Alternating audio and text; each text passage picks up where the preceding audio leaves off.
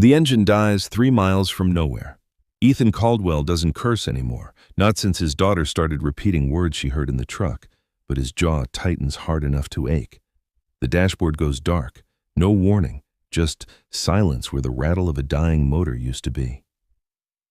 Outside, the Connecticut Coast Highway stretches gray and empty, salt wind screaming through cracked windows, carrying the smell of low tide and gasoline.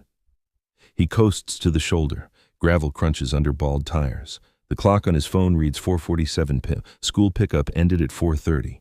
Late fees start at $5, then $10. Then they start asking questions he can't afford to answer, questions about stability. About whether a single father working 3 part-time jobs can really handle an 8-year-old girl who still wakes up crying for a mother who chose a new life over them. His hands shake when he pops the hood. Not from cold. From the math that never adds up no matter how many times he runs it. $57 in his account. Rent's due in 6 days. His daughter needs new shoes. The sole on her left sneaker flaps when she walks, and last week a kid called her poor Penny at recess. She didn't tell him, her teacher did. In that voice people use when they feel sorry for you but won't actually help. The radiator hisses. Fluid drips onto the asphalt, dark and wrong. He's late. He's always late. Time doesn't wait for men who can't afford to pay it respect. Hey, I'm really glad you're here. Be honest, have you eaten today? What did you have? Tell me that, your location, and the time. And if you're new, help me prove something wrong. My mother said drill stories would never reach 10,000 subscribers. But stories like this deserve to be heard. So don't leave without subscribing. It feels empty when you come in and leave without saying a word. Now? Let's continue. Ethan slams the hood. Metal echoes across empty road. He'll have to call someone, beg a favor he can't repay, add another name to the list of people who help him out of pity instead of respect. Then he sees it. Half a mile ahead, black smoke curls into the sky. Thick, chemical, the kind that comes from burning rubber and shattered glass. A car sits crooked across both lanes, luxury sedan, the front end crumpled like paper. One tire shredded completely, rim sparking against pavement, the other 3 still perfect, hubcaps gleaming even through the smoke. No other cars, no sirens yet. Just wind and that chemical burn smell mixing with ocean salt. Ethan's phone buzzes. School again. He ignores it. Every part of him wants to turn around, walk back to his truck, call a tow, get his daughter, survive today the same way he survived yesterday. Barely. But he starts walking toward the wreck instead. His boots scrape asphalt. Each step costs something he doesn't have. Minutes, energy, the last threads of a schedule held together by duct tape and desperation. The sedan's driver door hangs open, no airbags deployed, engine still ticking hot, blood on the steering wheel, not much, just enough to mean someone got hurt. And then he sees her. She stands beside the car, phone pressed to her ear. Heels sinking into gravel like the ground itself wants to swallow her whole. Tailored coat, dark slacks, hair pulled back so tight it looks painful. Everything about her screams money, the kind that doesn't know what bus schedules are, the kind that's never counted coins to see if there's enough for milk and bread at the same time. She's talking fast, angry. I don't care what the board meeting says. I don't care. I need a car. Now. I don't. Her voice cuts out. She pulls the phone away, stares at the screen. No signal. Out here, nobody gets signal unless the wind's blowing right. Ethan stops 10 feet away. Doesn't want to startle her. Doesn't want to look like a threat. He knows how this works. Men like him, in clothes stained with motor oil and exhaustion, don't approach women like her without raising alarms. Car trouble? He says. She spins, fast, defensive. For a second, neither of them moves. Her eyes are brown, deep, the kind that hold things they don't want to carry, and they're locked on his face like she's reading a book she swore she burned years ago. Ethan's chest tightens. Something about her pulls at the edges of memory, something familiar buried under years of survival and scar tissue. She stops, swallows, composes herself with the practiced ease of someone who's learned to hide everything. Yes, the tire blew. I tried to control it, but... She gestures at the wreckage. He nods, walks closer, checks the car. Front axle's bent, radiator line cracked, coolant leaking fast. This thing isn't driving anywhere without serious work. You hurt? He asks. No. Too quick, defensive, then softer. No, just Frustrated. Frustrated. That's the word people with money use when their day gets interrupted. People without money don't get frustrated. They get buried. Ethan pulls a rag from his pocket, always carries one, and crouches beside the engine. Radiator's shot. Lines cracked clean through. I can patch it enough to get you moving, but it won't hold long. She watches him. Silent. Not the way people usually watch mechanics work. Not impatient or dismissive. Something else. Something careful. How long? She asks. 20 minutes. Maybe less. Her shoulders drop. Relief. Thank you. He doesn't answer, just works. Hands move automatically, years of fixing things that break because that's what poor people do. They fix, they make it last, they stretch every dollar until it screams. She paces while he works, heels clicking. Phone pressed to her ear even though there's no signal, checking, hoping, the way people do when control slips. Do you live out here? She asks suddenly. Nearby. He doesn't elaborate, doesn't mention the apartment with the leaking ceiling and the landlord who stopped returning calls about the heat, doesn't mention the school across town because the closer one's waiting list is 2 years long and they don't take kids whose fathers can't donate to the fundraiser. Kids? She asks. He pauses. Just for a second. My daughter. She's 8. The words sit heavy between them. Just you and her? She says, quieter now. Yeah. Silence. Not awkward. Something else. Something weighted. She's staring at him. He feels it without looking. The kind of stare that measures, that compares, that remembers something it's trying not to. His phone buzzes again. School. The reminder that every second here is a second stolen from the only thing that matters. You should answer that, she says. I will. But he doesn't. Can't stop yet. The hose clamps almost tight. Just another minute. You have someone waiting? She asks. Always. Something crosses her face. Pain, old and buried. That must be nice, having someone wait. Ethan glances up, meets her eyes, and the world stops. Because he knows those eyes. Not from today, not from this highway, from somewhere deeper, somewhere the years haven't been able to erase no matter how hard he's tried. His hands freeze on the wrench, her breath catches, and for one impossible second, the ocean wind carries a name he hasn't spoken in over a decade, a name that once meant everything and now means nothing, except the ghost of a life he was never allowed to live. Ethan, she whispers. His heart stops, because the woman standing in front of him, dressed in $10,000 of tailored perfection, is the same girl who disappeared from his life without a word, the same girl who loved him when he had nothing and vanished the moment her family reminded her that nothing wasn't enough. Clara Whitmore. The girl he was never supposed to see again. The girl he never stopped looking for in every face that passed. She's here, real, close enough to touch, and she recognized him first, which means she's been carrying his memory just as long as he's been carrying hers. But if she knew who he was the moment she saw him, why didn't she say anything until now? What do you think Clara's been hiding all these years? Drop your guess below. The wrench slips from Ethan's hand and clatters against the asphalt. Neither of them moves to pick it up. Clara's lips part like she wants to say something else, but the words die before they reach air.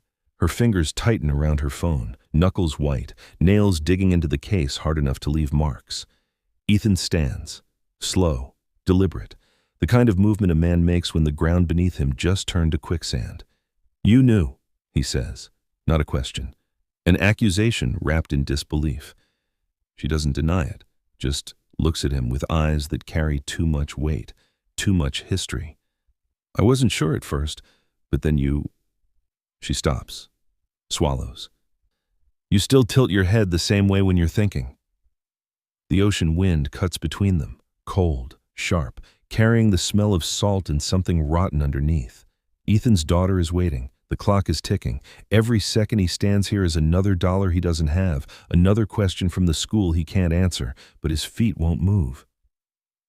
How long have you been standing there knowing who I am? He asks. Since you said your daughter's name is... Clara stops herself, shakes her head. It doesn't matter. It does. Ethan, Don't. His voice cracks. Not loud. Worse. Quiet. The The kind of quiet that comes from a man who's been broken so many times he doesn't scream anymore. He just bleeds silent. You don't get to say my name like that. Not after. His phone rings, loud, jarring. He pulls it out. School, again. Clara watches him answer. Yeah, Ethan says into the phone. His voice shifts, softer, apologetic, the voice he uses when he's talking to people who have power over his life. I know, I'm sorry. My truck broke down. I'm coming. I promise. 20 minutes. Yeah, thank you. The line goes dead before he finishes. He lowers the phone, stares at the cracked screen like it holds answers it doesn't. You need to go, Clara says. I need to finish this. He gestures at the car, at the engine still leaking coolant onto the road. I can call someone else. There's no signal out here. She knows that. He knows she knows that. But she says it anyway because pretending there are options is easier than admitting she needs him. Ethan drops back to his knees, picks up the wrench, gets back to work. His hands shake, not from the cold. From the way the past just walked up and punched him in the chest without warning. Clara crouches beside him. Not close, just close enough that he can smell her perfume. Expensive, floral, nothing like the cheap soap and gasoline that clings to his clothes. You have a daughter, she says. Quiet, almost like she's testing the words. Yeah. What's her name? He doesn't answer right away, tightens the hose clamp, checks the connection, buys himself time he doesn't have. Amara, he finally says. Clara repeats it, soft, like she's memorizing it. That's beautiful. Her mother picked it. The words come out harder than he means, sharper. Clara flinches. Is she gone? Ethan cuts her off, doesn't look up. Left when Amara was 2, decided being a mother wasn't what she signed up for. Haven't heard from her since. The silence that follows is the kind that cuts. Clara's breath hitches, almost too quiet to hear. I'm sorry. Don't be. Ethan wipes his hands on the rag, stands. Engine's patched, won't last more than 50 miles, but it'll get you where you need to go. He starts walking back toward his truck. Ethan, wait. He stops, doesn't turn around. Why did you stop? Clara asks. You were already late. You had every reason to drive past. He looks back over his shoulder, meets her eyes. Because someone once told me that helping people when it's inconvenient is the only time it actually counts. Her face goes pale. Because those were her words, years ago, back when she believed them. I need to go, Ethan says. Let me pay you. No. Ethan, I said no. His voice is firm now, final. I don't need your money, Clara. The way he says her name, like it tastes wrong in his mouth, lands between them like a thrown stone. She opens her mouth, closes it, tries again. Can I at least... But he's already walking away. Clara watches him disappear down the highway, watches until he's just a shape in the distance, until the wind swallows him whole. Then she pulls out her phone, scrolls through contacts she hasn't touched in years, finds a name buried deep, private investigator, the kind people hire when they want to know things without asking. She types, I need everything you can find on Ethan Caldwell. Current address, employment, financial status, custody situation, everything. Sends it, deletes the message from her outbox, stares at the empty screen like it just witnessed a crime. Because it did. Ethan reaches his truck 15 minutes later. Chest heaving, lungs burning. He runs the last mile because there's no other choice. The engine still won't start. He slams his fist against the steering wheel, once, twice, until his knuckles split and blood smears the cracked vinyl. Then he calls the only person who ever picks up. Malik, he says when the line connects. I need a ride. Yeah, I know. I'll pay you back. I always do. His best friend sighs on the other end, tired, but loyal. Where are you? Ethan tells him. Give me 30 minutes. I don't have 30 minutes. Then I guess you're walking. The line goes dead. Ethan sits in the silence, hands shaking, heart pounding, head full of a woman he spent a decade trying to forget, Clara Whitmore, the girl who loved him when he had nothing, the girl who left him when her family reminded her that nothing wasn't enough. And now she's back, not by accident, not by coincidence. She knew who he was the moment she saw him, which means she's been looking, which means this highway, this crash, this moment, wasn't random at all. Malik's headlights cut through the dusk 40 minutes later. Ethan climbs into the passenger seat without a word. His friend doesn't ask questions, just drives. They pull up to the school at 6:15 p.m. The lights are off, parking lot empty except for one car, the principal's. Ethan's stomach drops. He runs inside, down the hallway, past classrooms dark and locked, to the main office where his daughter sits alone in a plastic chair, backpack on her lap, eyes red from crying she tried to hide. "Daddy," Amara whispers. He drops to his knees in front of her, cups her face. "I'm sorry, baby. I'm so sorry. They said you weren't coming. I'm always coming, always. You hear me?"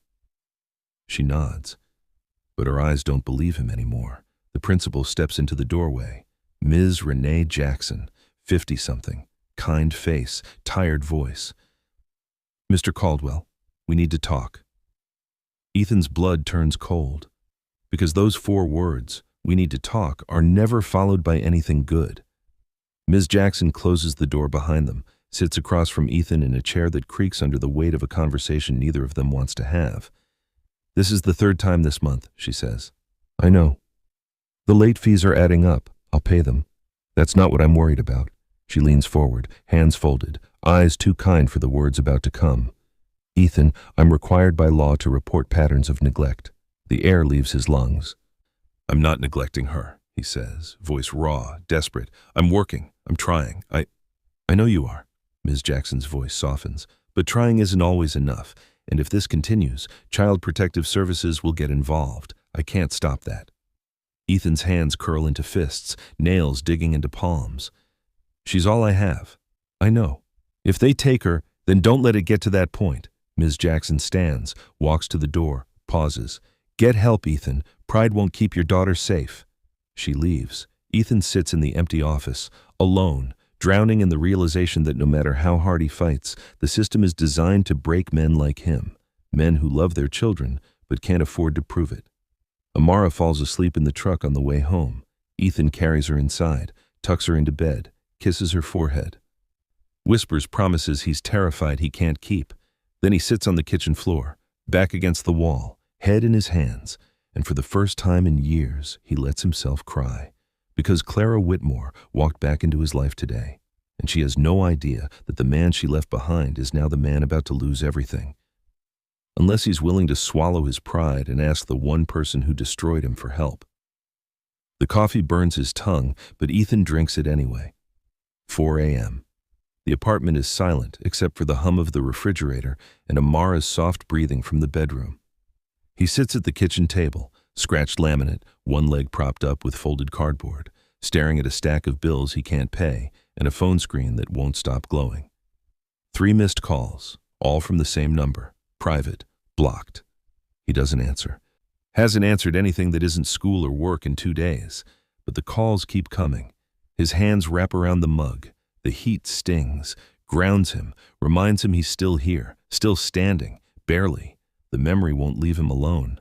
Clara's voice saying his name, the way her eyes went wide, the way she looked at him like she'd been searching for him in every stranger's face for years, and finally found him. He should hate her. He does hate her. But the hate sits next to something else, something older, something that never learned how to let go. His phone buzzes, text message, unknown number. "I know you don't want to talk, but I need to see you, please." Ethan stares at the screen, thumb hovering over the delete button. Another message. "It's about what happened, the real reason I left. You deserve to know." He deletes both. Blocks the number, shoves the phone across the table, but his hands are shaking. Because part of him, the part that still remembers what it felt like to be loved by her, wants to know. The sun rises over the warehouse district at 5:47 a.m. Ethan clocks in 3 minutes early. His supervisor, Derek Chen, 42, balding, perpetually annoyed, doesn't acknowledge him. Just points at the loading dock where pallets are stacked 12 feet high and the day's work is already waiting. Ethan grabs the hand truck, starts moving boxes. Each one weighs 40 pounds. He'll move 300 of them before lunch. His back screams by box 50. By box 100, he stops feeling it. Numbness is a mercy. Malik finds him during the 10-minute break. "You look like hell," Malik says. He's younger than Ethan by 2 years, but carries himself older. Solid build, Steady hands, the kind of friend who doesn't need explanations because he already knows. Didn't sleep, Ethan says. Amara okay? She's fine. Malik hands him a protein bar, gas station brand, cheap. Eat. Ethan takes it, doesn't open it, just holds it like it's something precious. You gonna tell me what's really going on? Malik asks. Nothing. Man, don't lie to me. You've been off since yesterday. That thing with your truck, the school. Malik pauses. Something else happened. Ethan stares at the concrete floor. Grease stains, tire marks, the shape of a life lived on the margins. I ran into someone. Who? Someone from a long time ago. Malik waits. Doesn't push. Just gives Ethan space to breathe. Her name's Clara, Ethan finally says. We were together in college, before everything fell apart, before... He stops, shakes his head. Doesn't matter, she's gone, was gone, now she's back. She wants something? I don't know. You want her to want something? Ethan looks up, meets Malik's eyes. No. You're lying. Yeah, Malik claps him on the shoulder, hard, the kind of touch that says I'm here without needing words. Be careful, brother. People from the past show up for one of two reasons, to apologize or to take something. The words follow Ethan through the rest of his shift, through the ache in his shoulders and the ringing in his ears from the forklift alarms, through the moment Derek tells him there's mandatory overtime next week, and Ethan has to choose between money he needs and time with his daughter he can't afford to lose. He chooses the money. He always chooses the money, because that's what single fathers do. They sacrifice the moments that matter for the survival that doesn't care. The school pickup is smooth for once. No late fees, no disappointed looks from Ms. Jackson. Amara runs to the truck with a drawing she made, crayon flowers and a stick figure family with only 2 people. You like it? She asks. I love it, Ethan says. Means it. Tapes it to the dashboard where he can see it while he drives. They stop at the grocery store. Ethan has $32 left until Friday. He buys pasta, canned sauce, a bag of apples. Amara wants the cereal with the cartoon character. He says no. She doesn't argue, just nods. Understands in the way kids learn too young that wanting and having are different countries. At the register, the total comes to $34.16. Ethan's stomach drops. He starts putting things back. The apples first, then the name brand sauce, swaps it for generic. The cashier, a woman in her 60s with kind eyes and tired hands, watches, says nothing, just scans slower, gives him time to make the math work. It doesn't. Ethan is $2 short. I can put the pasta back, he says, voice low, ashamed. Don't worry about it, honey, the cashier says. She smiles, presses a button, the register beeps. You're all set. I can't. You already did. She hands him the receipt, winks at Amara. You take care of your daddy, okay? Amara nods, serious. I will. They walk to the truck in silence. Ethan loads the bags, buckles Amara in, sits in the driver's seat and grips the steering wheel until his knuckles turn white. Daddy? Amara's voice is small, worried. Yeah, baby? Are we going to be okay? He looks at her in the rearview mirror. 8 years old, too smart, too aware, carrying questions no child should have to ask. Yeah, he says. We're going to be okay. She smiles. Believes him. He wishes he believed himself. That night, after Amara is asleep, Ethan sits on the couch with the lights off and the TV on mute. Some late-night show he's not watching, just background noise to fill the silence. His phone buzzes. Different number, same message. I'm not giving up, Ethan. I know you're angry. You have every right to be. But you need to hear the truth. He should delete it. He doesn't. Another message. Meet me tomorrow, noon. The coffee shop on Maple Street, the one we used to go to, please. Ethan closes his eyes, leans back against the couch. The coffee shop on Maple Street. He remembers. Cold mornings, stolen hours between classes. The way Clara used to wrap her hands around her cup and lean across the table to kiss him when she thought no one was looking. He remembers the way she laughed, the way she listened, the way she made him believe that maybe, just maybe, he could be more than the poor kid on scholarship working 3 jobs to stay afloat. He remembers the last time he saw her, Not at the coffee shop, in the parking lot of her family's estate, rain pouring, her father standing on the front steps, cold, immovable, a man who didn't raise his voice because he didn't need to. "Leave," her father had said, "and don't come back." Ethan had looked at Clara, waiting for her to say something, to fight, to choose him. She didn't. She just stood there, silent, tears mixing with rain, and watched him drive away. That was 11 years ago. Ethan opens his eyes, picks up his phone, types a response. "Why now?" 3 dots appear, disappear, appear again. "Because I found out what my father did to you, and I need to make it right." Ethan's blood runs cold. His thumb hovers over the keyboard, heart pounding, mind racing through 1,000 possibilities and none of them good. "What did he do?" The response comes fast. "Not over text. Tomorrow, noon, I'll explain everything." Ethan stares at the screen, then he types 2 words. "I'll be there." Sends it, and realizes too late that some doors, once opened, can never be closed again. The coffee shop hasn't changed. Same chipped tables, same smell of burnt espresso and cinnamon, same corner booth by the window where sunlight cuts through dust and memory in equal measure. Ethan arrives at 11:53 a.m., 7 minutes early. Not because he's eager. Because showing up late feels like giving her power he can't afford to surrender.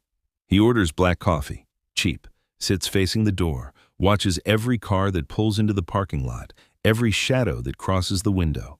At exactly noon, a black SUV rolls to a stop outside. Not Clara's crashed sedan, something else, something that costs more than Ethan will make in 5 years. The passenger door opens. Clara steps out. She's dressed different than 2 days ago, not the tailored coat and polished heels. Jeans, simple blouse, hair down, like she's trying to blend in, trying to be the girl she used to be instead of the woman she became. She spots him through the window. Their eyes meet. She hesitates, just for a second, long enough that Ethan almost believes she'll turn around, get back in the SUV, disappear again, but she doesn't. She walks inside, straight to his table, sits across from him without asking permission. "You came," she says. "You knew I would." Clara flinches. "I hoped." Hope's expensive. Ethan takes a sip of coffee, watches her over the rim. "What did your father do?" No greeting. No small talk, just the question that kept him awake all night. Clara's hands fold on the table, fingers laced tight, knuckles pale. Can we start slower?" No. She closes her eyes, breathes, opens them. "Okay." The silence stretches. Customers murmur at other tables. Espresso machine hisses. Someone laughs too loud at a joke that isn't funny. Clara leans forward, voice low, controlled. "The night you came to my family's house, the night my father told you to leave. Do you remember what happened after?" "You didn't stop him." "I couldn't." "Couldn't or wouldn't?" Clara's jaw tightens. "Both." Ethan sets his cup down, hard, louder than he means. Heads turn. He doesn't care. "Then why am I here, Clara? Why drag me back into this if you're just going to make excuses?" "Because you lost your scholarship," she says, flat, final, like a door slamming shut. The air leaves the room. Ethan's chest tightens. "What?" 3 weeks after that night, your scholarship was revoked, financial aid pulled. You had to drop out. Clara's voice cracks. "You thought it was because of your grades, because you were working too much, missing classes. You blamed yourself." His hands curl into fists under the table. "How do you know that?" "Because I've been watching." She swallows, eyes wet. "I've been watching for 11 years. Ethan?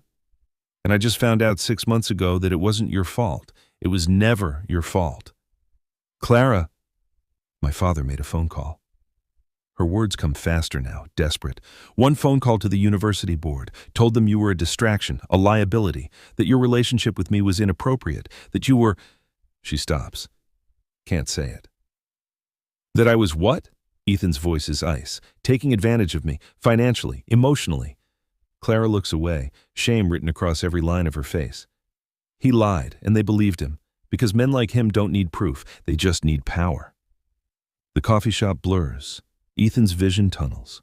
11 years. 11 years of believing he failed, that he wasn't good enough, that he lost everything because he couldn't balance work and school in a future that was always just out of reach. And it was a lie. All of it. One phone call from a man who decided Ethan wasn't worthy of his daughter. Why didn't you tell me? His voice breaks. I didn't know. Clara's tears fall now, silent, fast. I swear, Ethan, I didn't know until 6 months ago. My father kept it from me, told me you left because you couldn't handle the pressure, that you chose to quit. And I... She stops, breathes. I believed him. God help me, I believed him. Ethan stands. Chair scrapes loud against tile. People stare. He doesn't care. Sit down, Clara whispers. Please. Why? His hands shake. So you can feel better? So you can apologize and pretend that fixes anything? No. So you can hear the rest. There's more? Clara nods. Sit, please. He doesn't want to. Every part of him wants to walk out. Leave her sitting there the way she left him standing in the rain 11 years ago, but he sits. Because he needs to know. Clara pulls an envelope from her bag, sets it on the table, slides it toward him. What is this? He asks. Proof. Her voice is hollow. Bank statements, emails, phone records, everything my father did to destroy you. Ethan stares at the envelope, doesn't touch it. Why now? Because he's doing it again. The words land like a punch. What are you talking about? Ethan says. Clara's hands tremble. After I saw you on that highway, after I realized it was you, I started digging, asked questions, hired someone to find out what happened to you after college. She pauses. Your job at the warehouse, your supervisor, Derek Chen, he got a call last week from my father's legal team. Ethan's blood turns to ice. What kind of call? The kind that suggests you're unreliable, that you have a history of instability, that keeping you employed might be a liability for the company. He's trying to get me fired. Yes. Why? Ethan's voice rises. Why does he even care? I'm nobody. I'm nothing to him. I haven't been in your life for over a decade. Why, Because I asked him about you. Clara's voice cracks. 2 weeks ago, before I even saw you, I asked if he knew what happened, if he had anything to do with your scholarship, and he lied, told me he didn't, but I kept pushing, and now... She stops, swallows. Now he knows I know, and he's making sure you can't be a threat. A threat to what? Clara looks at him, really looks at him, to me, to his control over me. To the life he built where I do what I'm told and marry who I'm supposed to marry and never ask questions. Ethan's heart stops. You're engaged. Not yet. But the announcement's in 3 weeks. Her voice is dead. Senator's son, old money, right connections, everything my father wants. And what do you want? Clara doesn't answer. The silence is louder than any words. Ethan picks up the envelope, opens it, pulls out documents, bank transfers, emails with subject lines like, handle the Caldwell situation and ensure compliance, phone logs showing calls to the university, to his current employer, to people Ethan's never heard of but whose names carry weight in places that matter. His hands shake. He's been tracking me for years. Why? Because you're the one that got away. Clara's voice breaks. The one I chose before he taught me not to choose, and he can't let that stand. Outside, the black SUV's engine revs. Once, a warning. Clara glances at the window. Fear flashes across her face. I have to go. Who's in the car? Ethan asks. Security. They report everything to him. So he knows you're here. Yes. And you came anyway. Clara stands. I had to. Why? She looks at him, eyes red, voice raw. Because I never stopped loving you. And I need you to know that everything that happened, it wasn't your fault. It was mine. I was a coward, and I've been paying for it every day since. She turns to leave. Clara. She stops. Doesn't turn around. If he comes after my daughter, Ethan's voice is low, dangerous. If he even thinks about it, he won't. How do you know? Because I'll stop him. You couldn't stop him 11 years ago. Clara looks back. I was a girl then. I'm not anymore. She walks out, gets in the SUV, it pulls away. Ethan sits alone in the booth, Envelope in his hands, proof of a conspiracy he never saw coming, evidence of a man who destroyed his life once and is trying to do it again. His phone buzzes, text from Malik. Derek just called me into his office, asked questions about you, lots of questions. What's going on? Ethan's jaw tightens. Then another text, different number, blocked. Stay away from my daughter, this is your only warning. No signature, doesn't need one. Ethan knows exactly who sent it. He stands, grabs the envelope, walks out of the coffee shop into blinding sunlight, and makes a decision that will either save his life or destroy what little he has left, because Richard Whitmore just declared war, and Ethan Caldwell has nothing left to lose except the one thing that matters more than his pride, his past, or his pain, his daughter. The apartment is too quiet when Ethan gets home. He stands in the doorway, keys still in his hand, heart pounding against ribs that feel too tight. The envelope sits heavy in his jacket pocket, proof of a crime he can't afford to prove. Evidence of a man who moves through the world untouchable while people like Ethan drown in the wake. Amara isn't home yet, still at after-school program, won't be back for another hour. Ethan closes the door, locks it, deadbolt and chain, like that'll stop anything. He pulls out his phone, stares at the blocked number. The message still glowing on the screen. Stay away from my daughter, this is your only warning. His thumb hovers over the keyboard. He could respond, tell Richard Whitmore to go to hell. That threats don't work on men who've already lost everything? But that's a lie. Threats work on everyone, especially men with daughters who need them to stay alive. Ethan deletes the message, sits on the couch, pulls the documents from the envelope and spreads them across the coffee table. Bank transfers, dates going back 11 years, payments to university board members, payments to scholarship committees, all routed through shell companies with names that mean nothing and everything. Emails, subject lines that make his stomach turn. Caldwell matter, resolved. Scholarship revocation complete, no appeal filed. Confirming employee background concerns with warehouse management. Every piece of paper is a nail in a coffin Ethan didn't know he was building. His phone rings. Malik. Yeah, Ethan answers. You need to talk to me. Malik's voice is sharp, worried. Derek pulled me aside after shift, started asking if you've been acting strange, if you've been reliable. If I've noticed anything off. What did you tell him? That you're the hardest worker on the dock and he knows it. Malik pauses. What's going on, E? This connected to that woman you mentioned? Ethan rubs his face, exhaustion bleeding through every pore. Yeah. She trouble? Her father is. How much trouble we talking? The kind that makes people disappear without leaving bodies. Silence on the other end. Then, you serious? Dead serious. What do you need? Ethan closes his eyes. I don't know yet. When you figure it out, call me. I'm not letting you go down alone. The line goes dead. Ethan sits in the silence, surrounded by evidence he doesn't know what to do with. A man with a high school diploma and calloused hands doesn't walk into a lawyer's office with documents accusing a billionaire of conspiracy. He gets laughed out. Or worse, gets buried so deep nobody remembers he existed. His phone buzzes again. Email this time, from the school. Subject, meeting request, urgent. Ethan's chest tightens. He opens it. Mr. Caldwell, we need to schedule a meeting regarding Amara's enrollment and your custody arrangement. Please contact the office at your earliest convenience to arrange a time this week. Best regards, Ms. Renee Jackson, Principal. The words blur. Ethan reads them 3 times. Each time they mean the same thing. They're coming for his daughter. He stands, paces. The apartment shrinks around him, walls closing in, 400 square feet of peeling paint and water-stained ceiling and the smell of mold he can't afford to fix.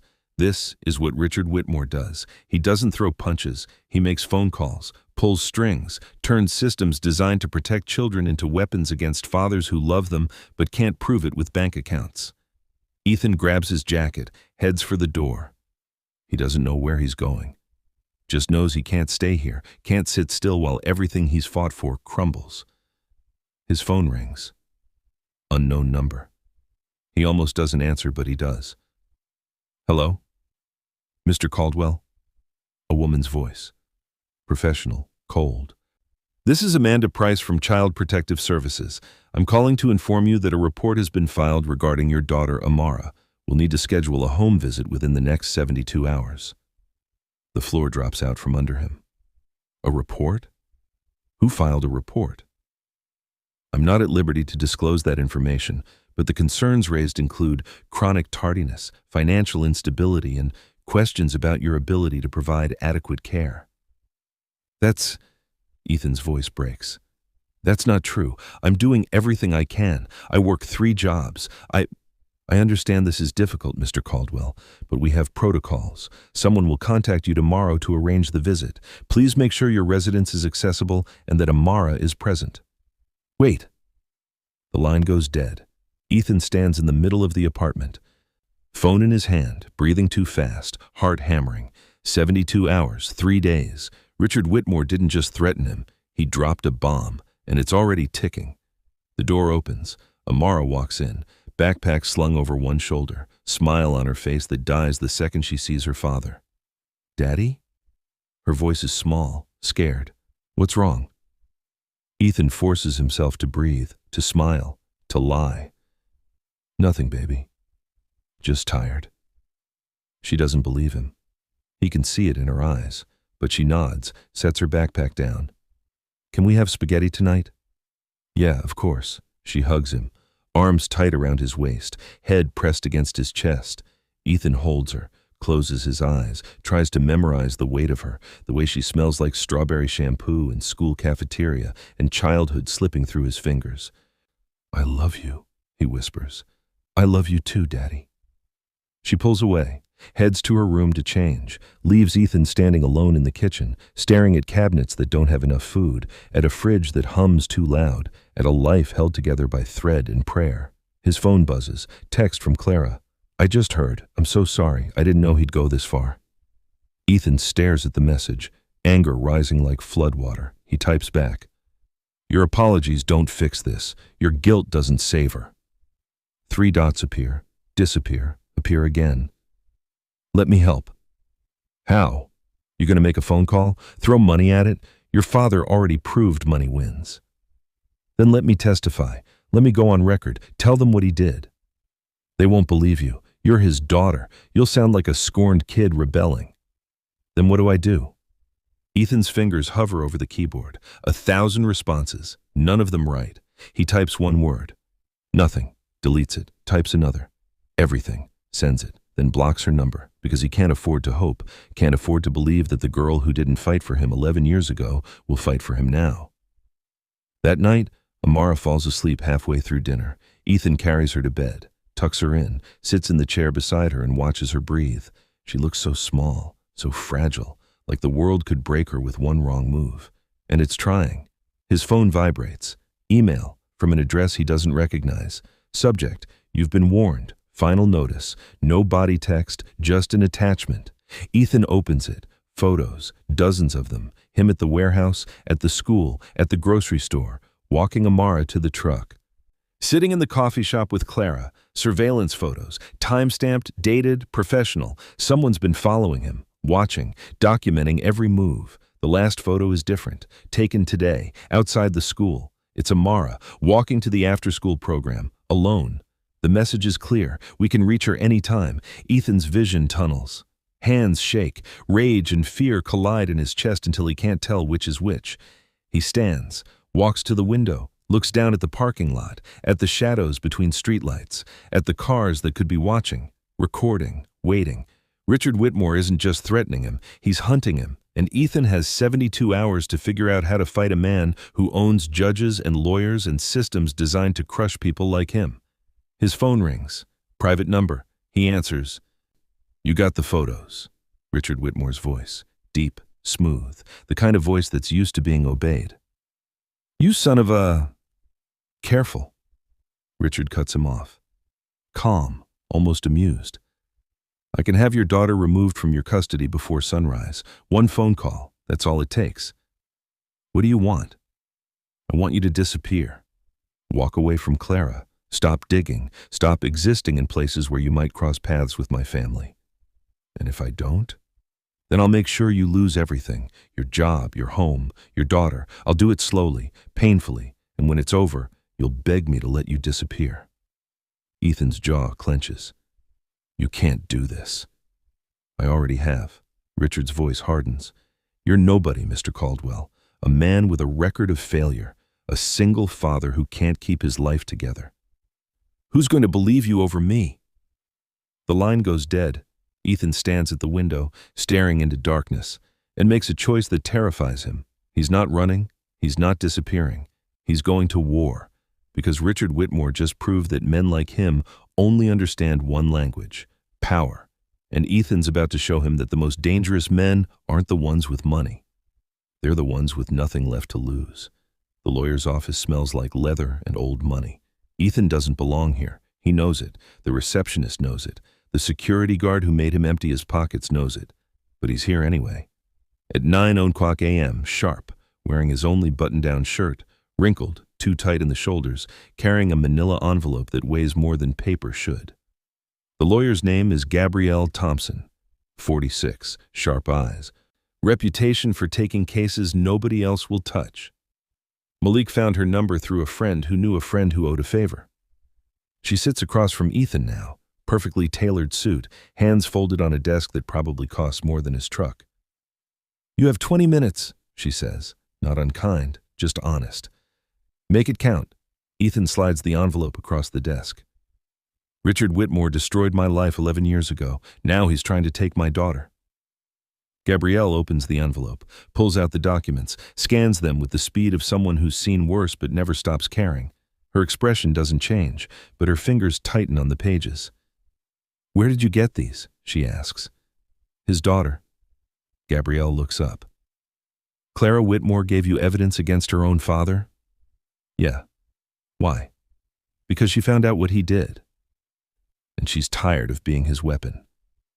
Gabrielle sets the documents down, leans back, studies Ethan like he's a puzzle missing pieces.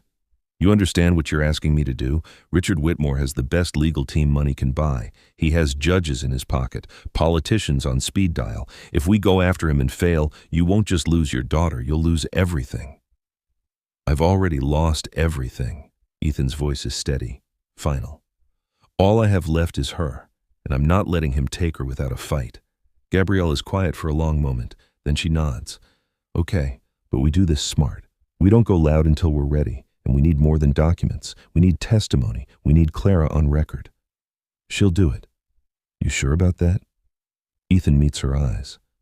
No, but I don't have a choice. Gabrielle stands, extends her hand. Then let's get to work. They shake, and for the first time in 72 hours, Ethan feels something other than fear. He feels like maybe, just maybe, he has a chance. The CPS home visit happens that afternoon. A woman named Mrs. Patricia Hill arrives at 2:00, mid-50s, clipboard, kind face that's seen too much sadness to be surprised by anything. She walks through the apartment, checks the fridge, the smoke detectors, Amara's bedroom, takes notes that Ethan can't read but knows will decide his future. Amara sits on the couch, nervous, hands folded in her lap, looking at her father like she's trying to figure out if this is the day everything changes. Mrs. Hill sits across from her. Amara, I'm going to ask you some questions. You can answer however you want. There's no wrong answer, okay? Amara nods. Do you feel safe here?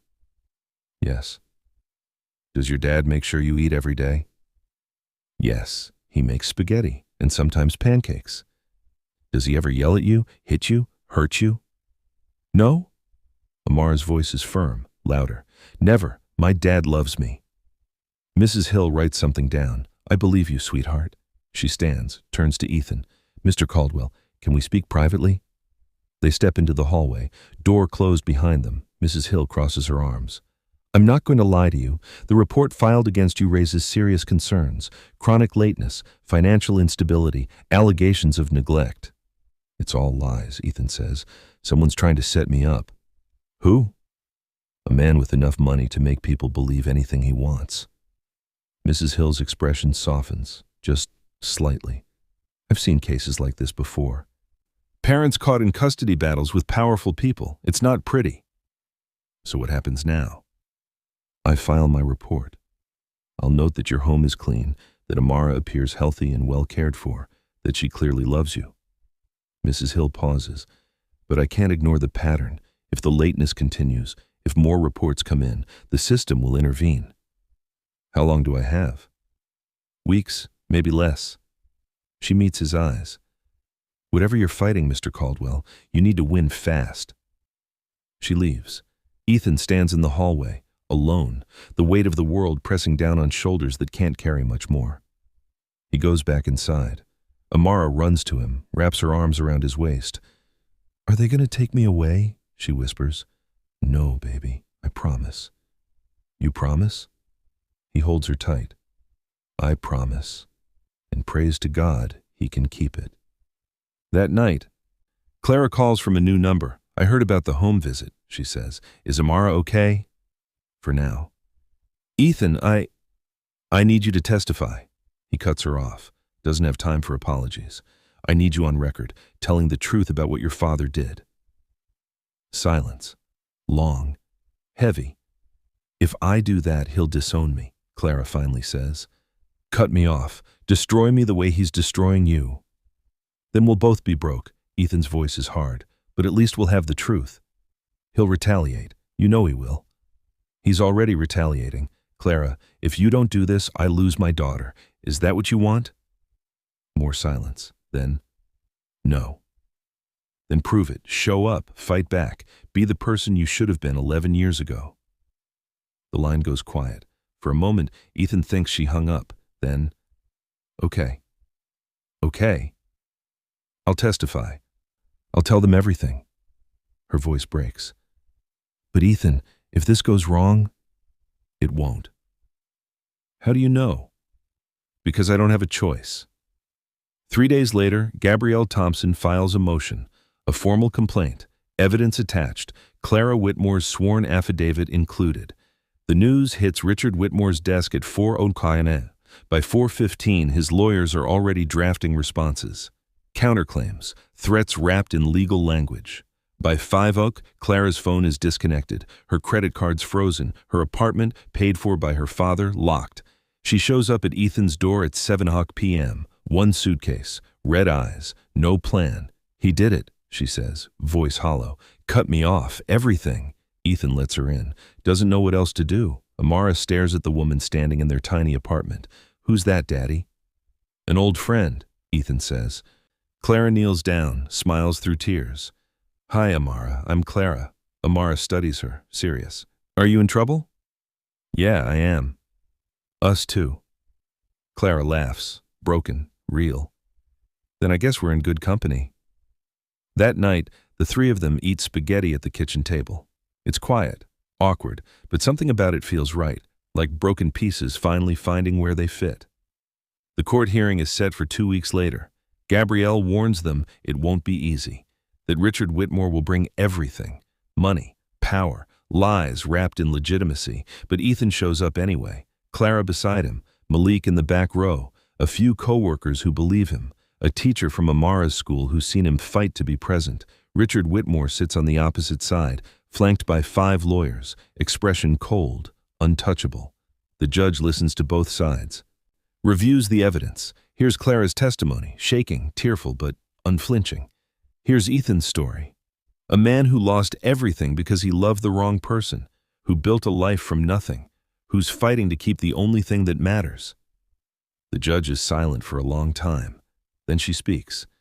"Mr. Whitmore, the evidence presented suggests a pattern of harassment and manipulation that violates multiple statutes. While I cannot rule on those matters today, I am ordering an independent investigation into your actions."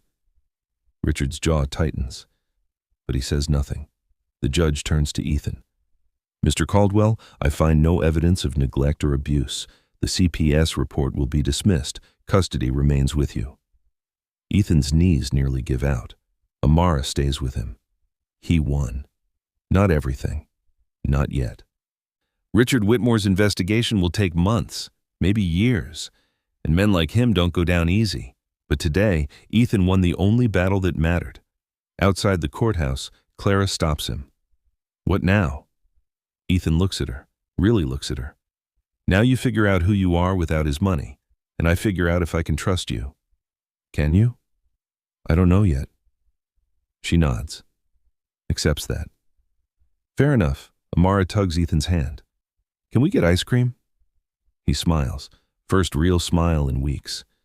Yeah, baby, we can get ice cream. They walk toward the truck. Malik joins them. Clara hesitates, then follows. It's not perfect. It's not healed. But it's a start. 6 months later, Richard Whitmore is indicted on multiple counts of fraud and conspiracy. His empire starts to crumble. Slowly, piece by piece, Clara gets a job, small, humble. Nothing like the life she had, but she shows up every day, proves she's more than her father's money. Ethan gets promoted at the warehouse. Not much, but enough that he's not counting coins anymore. Enough that Amara gets new shoes without him having to choose between that and groceries. And sometimes, on quiet Sunday mornings, Clara stops by, brings coffee, sits on the couch while Amara draws pictures.